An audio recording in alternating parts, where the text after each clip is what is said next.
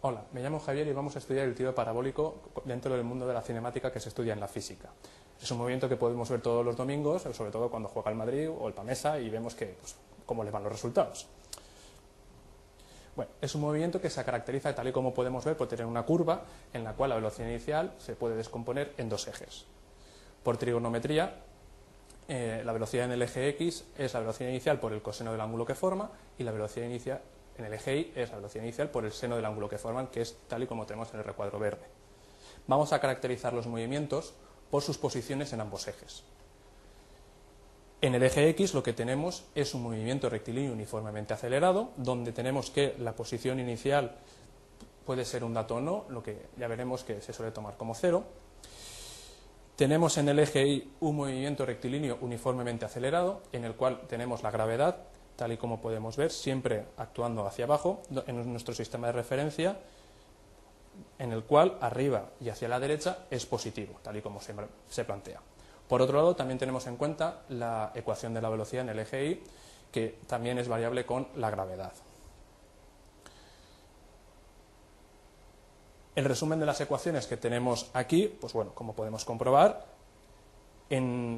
por un lado la descomposición de la velocidad inicial aplicando trigonometría, por otro en el eje X, donde resaltamos que, como podemos comprobar, la aceleración es cero, y finalmente en el eje Y, donde la aceleración en este caso va a ser la gravedad cambiada de signo por el criterio de signos. Bien, lo que vamos a hacer ahora es estudiar los casos posibles que nos pueden plantear.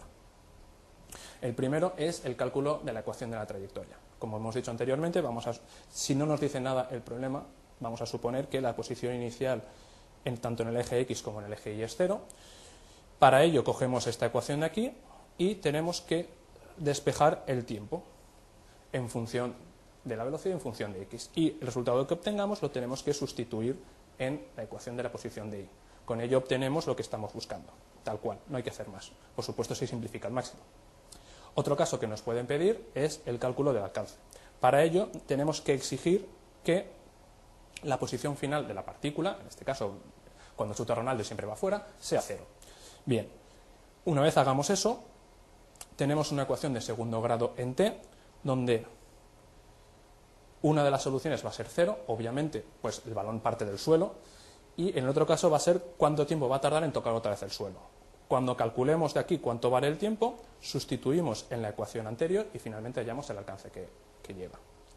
Y finalmente, otra cosa que nos pueden calcular es la altura máxima. Para calcular la altura máxima lo que tenemos que hacer es exigir que la velocidad en el eje Y sea cero, como consecuencia de igualar velocidades y todo. Ello nos va a permitir aquí calcular el tiempo para el cual se produce la velocidad, para cuando se anula la velocidad, y finalmente nos va a permitir calcular la posición en el eje Y para el cual esa velocidad se anula. Un dato interesante para comprobar que el problema está bien hecho es comprobar que el tiempo del alcance máximo va a ser el doble que el tiempo que alcanza la altura máxima. Normalmente se cumple. Finalmente vamos a ver todo esto en el bloque ejemplo siguiente.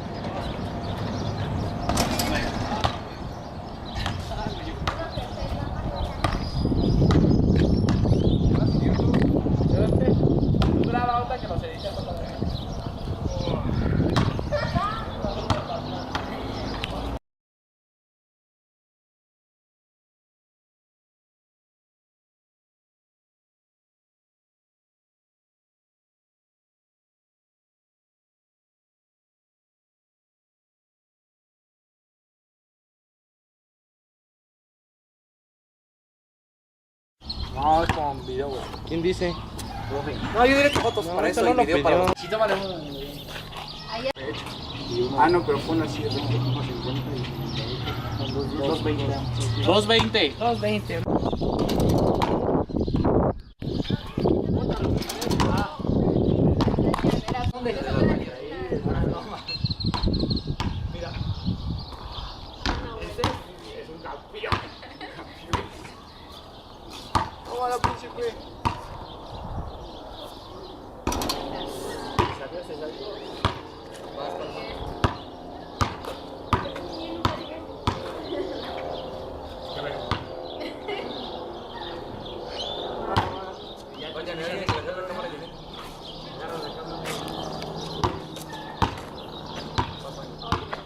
¿Estás grabando?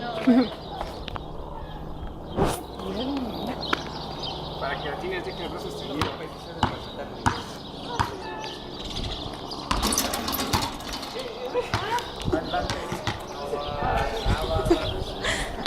Ve, mira, desde aquí se ve de dónde tiran y va el arco.